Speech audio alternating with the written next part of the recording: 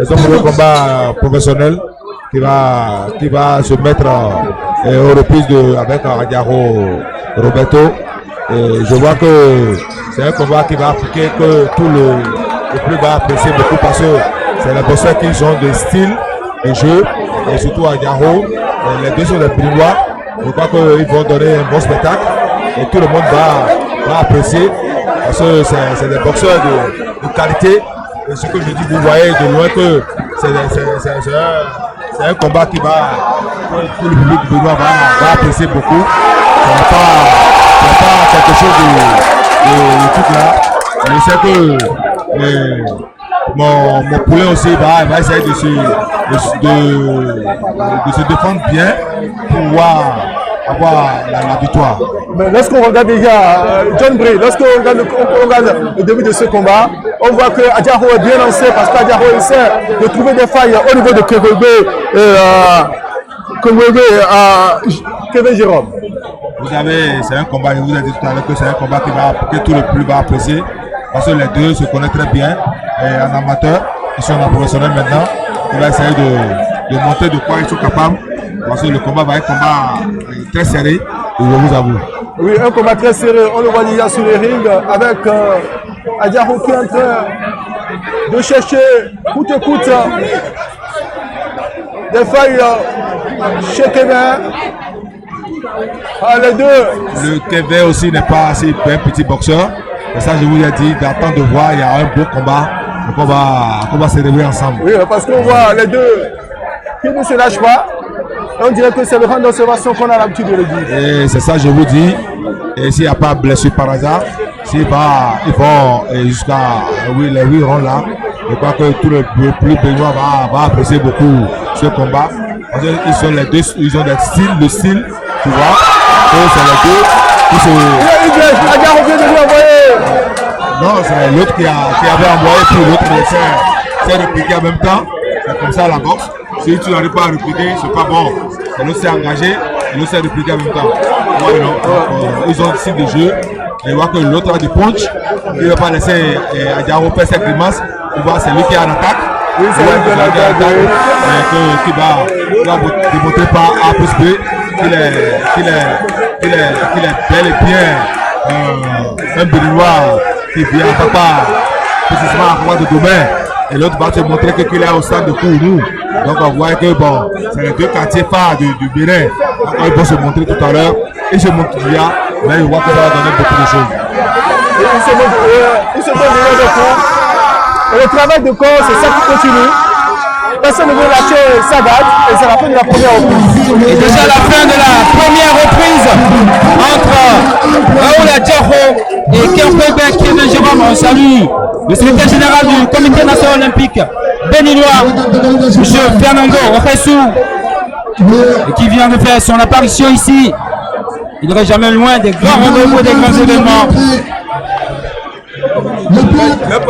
Et on sera un tout petit peu orphelin de Sodino Philbert qui va donner quelques consignes à son bosseur qui est sur le ring.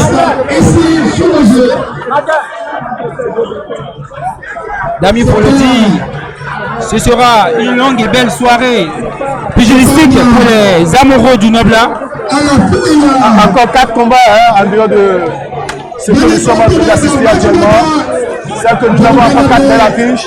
C'est là que vous voyez cette première reprise. Les deux boxeurs ne veulent pas lâcher du laisse. Chacun tient à remporter la victoire. Et les consignes des coachs, ça le montre déjà, ça le prouve. Et les deux garçons sont déjà sur pied pour la deuxième reprise. Deuxième reprise entre Adiaro Raoul et Kevin Jérôme est en couleur béninoise, vert, jaune et rouge. Et de l'autre côté, on le voit, Adiaro Raoul est en noir. Il a essayé de travailler sa technique de bosse. Coup gauche, coup droit. Il esquive d'Adiaro Raoul. C'est fait, il travaille le bras.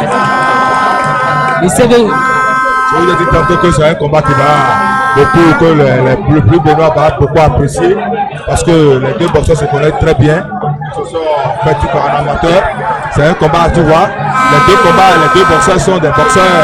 Et je ne sais pas si vous suivez bien le combat de voir que le Béninois qui est en shot vert jaune rouge là, qui ne laisse pas aucune chance à Diaro de faire tout là. Donc il est toujours en attaque. C'est lui qui engage le combat et l'autre le suit en même temps. Donc c'est un combat fabuleux et le public béninois va essayer de mettre ce combat-là dans un classique général. Ouais, on le sait déjà, le public béninois, ils adorent souvent les boules de frappe, ils adorent l'explosivité, ils adorent la rapidité, ils adorent la puissance. Et je sais que d'ici quelques heures, il fera nuit ici. Raoul qui enchaîne gauche et droite.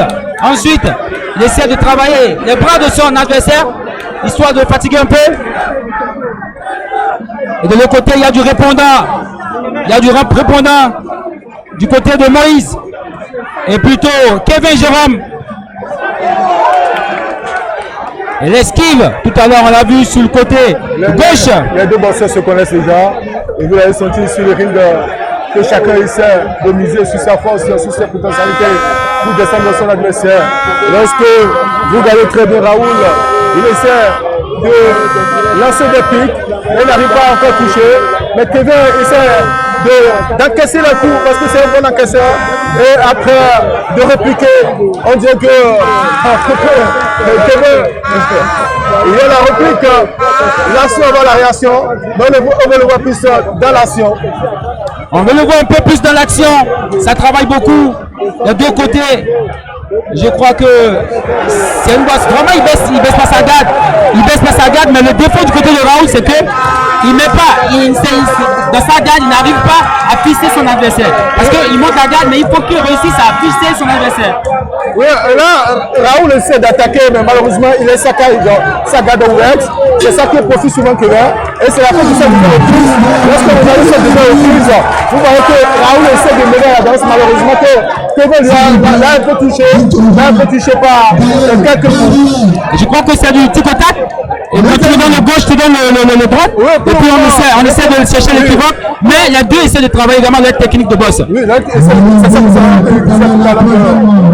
ça essaie de miser sur la potentialité pour essayer de tirer l'adversaire de descendre son vis-à-vis. Malheureusement, pour le moment, le combat n'est pas encore emballé. On va voir que les deux boxeurs ne sont pas encore ratés totalement dans ce boss parce qu'il y a trop de méfiance. Il y a trop de méfiance. On va attendre avec plaisir.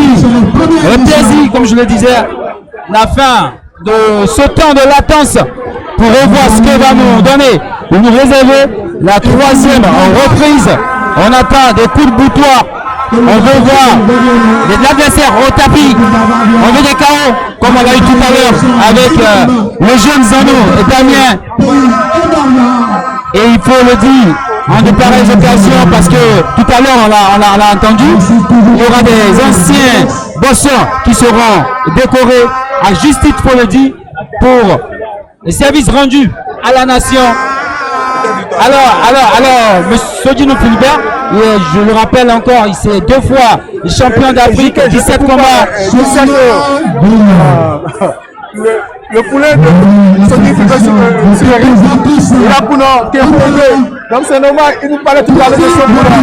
La potentialité de son poulain pour dire que c'est quelqu'un qui essaie d'encaisser, mais lorsqu'il réplique, c'est très dur et c'est très fort. Et c'est le constat que nous faisons sur les rings.